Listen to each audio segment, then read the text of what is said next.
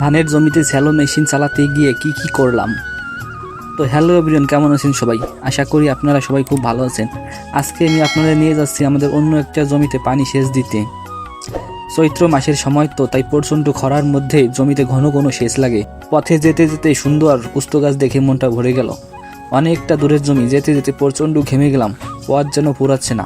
ওই তো দূরেই জমি দেখা যাচ্ছে।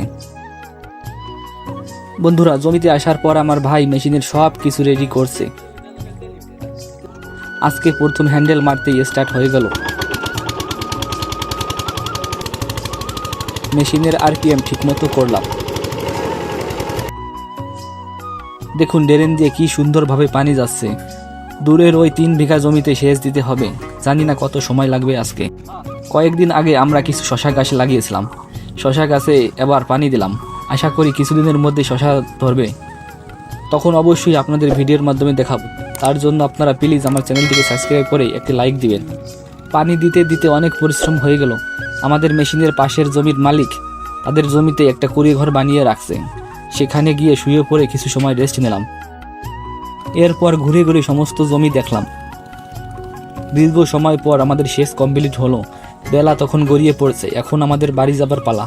ভিডিওটি ভালো লাগলে অবশ্যই একটি লাইক দেবেন। আপনার মূল্যবান মতামতটি জানাতে ভুলবেন না। আর চাইলে চ্যানেলটিকে সাবস্ক্রাইব করে রাখতে পারেন। নেক্সট টাইম নতুন ভিডিও নিয়ে আমি হাজির হব। বাই।